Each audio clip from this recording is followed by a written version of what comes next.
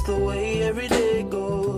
Halo teman-teman, perkenalkan nama saya Maudy Anggreni Tampang dengan NIM 2210-32015. Nah, hari ini kita akan membahas mengenai review dan juga presentasi interpersonal communication skill. Oke, nah buat teman-teman nih yang belum tahu mengenai apa sih itu komunikasi skill.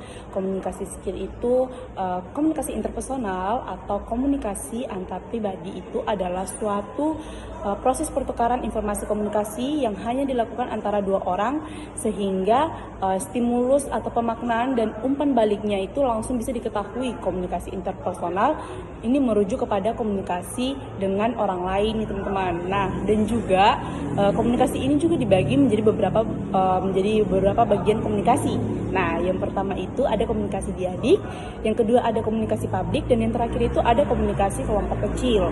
Nah, untuk komunikasi yang baik nih teman-teman sangat penting untuk berinteraksi antar personal maupun antar masyarakat. Agar kenapa? Agar terjadi keserasian dan juga dapat mencegah konflik. Guys, jadi itu dia tadi pengertian mengenai komunikasi nih teman-teman. Ada juga sih fungsi komunikasi interpersonal itu sendiri. Ada beberapa fungsi daripada komunikasi interpersonal. Nah, ada yang pertama itu kita mengenal diri sendiri dan juga orang lain. Nah, yang kedua itu komunikasi antar pribadi itu memungkinkan kita untuk mengetahui lingkungan kita secara baik nih teman-teman. Dan juga ketiga itu menciptakan dan memelihara hubungan baik antar personal. Dan yang keempat itu mengubah sikap dan perilaku. Dan yang kelima itu bermain dan mencari hiburan dengan berbagai kesenangan pribadi. Dan yang terakhir kita membantu orang lain dalam menyelesaikan beberapa masalahnya. Itu dia teman-teman fungsi dari komunikasi interpersonal. Halo, perkenalkan nama saya Davina Ramdhani dengan NIM 2210-32011. Di sini saya akan membahas mengenai komunikasi interpersonal menurut beberapa para ahli. Yang pertama, menurut Mulyana pada tahun 2000, yang dimana komunikasi interpersonal adalah komunikasi yang hanya dua orang seperti suami istri, dua sejawat, dua sahabat dekat, guru, murid, dan lain sebagainya. Kemudian menurut Effendi pada tahun 2001, komunikasi interpersonal adalah proses pengiriman dan penerimaan pesan-pesan dua orang atau di antara sekelompok kecil orang dengan beberapa efek dan umpan balik seketika.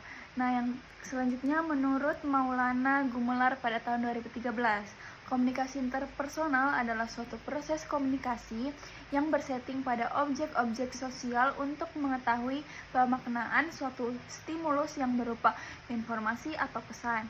Kemudian yang terakhir menurut De Vito pada tahun 1997, komunikasi interpersonal adalah komunikasi yang terjadi di antara dua orang yang mempunyai hubungan yang terlihat jelas di antara mereka. Misalnya, percakapan seorang ayah dan anak, sepasang suami istri, guru dan murid. Perkenalkan, nama saya Indien Anggu Cangge dengan NIM 2210-3209. Saya mau menjelaskan di sini bentuk komunikasi yang impersonal, yaitu yang pertama model linear. Model linear digambarkan sebagai bentuk proses seseorang yang bertindak terhadap orang lain, yaitu bagaimana, kapan, dan di mana. Dan yang kedua, interaktif, yaitu komunikasi sebagai proses di mana pendengaran dan umpan balik sesama. Dan yang ketiga, transaksional, itu pola berpikir komunikasi sebagai peran penting sesama proses interaksinya.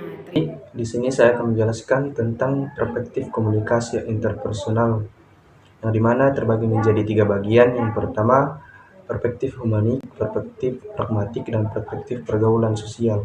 Perspektif humanik sendiri menekankan pada keterbukaan empati sikap, mendukung sikap positif dan kesetaraan yang menciptakan interaksi yang bermakna, jujur, dan memuaskan.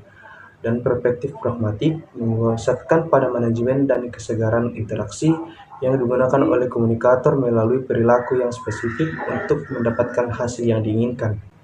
Dan yang terakhir, perspektif pergaulan sosial, yang sebagai suatu kemitraan di mana imbalan dan biaya saling dipertukarkan. Jadi itulah penjelasan tentang perspektif komunikasi interpersonal. Perkenalkan, nama saya Elisa Apriliani dengan NIM 2210321013. Sekarang kita akan masuk dalam materi istilah proses komunikasi. Nah, dalam proses komunikasi ada 5 istilah. Istilah yang pertama yaitu encoding, yang kedua ada pesan, ketiga ada saluran, keempat decoding, dan yang kelima adalah umpan balik. Nah, istilah yang pertama yaitu encoding, di mana encoding merupakan pengubahan pesan menjadi beberapa bentuk simbolis. Selanjutnya ada istilah pesan, di mana produk fisik aktual dari media. Oke, selanjutnya ada saluran, di mana media yang dilalui oleh pesan. Yang keempat ada decoding, di mana penerjemahan pesan pengirim oleh penerima. Dan yang terakhir ada umpan balik, di mana dalam umpan balik ini sejauh mana pelaksanaan aktivitas kepada yang ditentukan oleh suatu pekerjaan untuk menghasilkan individu dengan memperoleh informasi langsung dan jelas tentang efektivitas kinerjanya.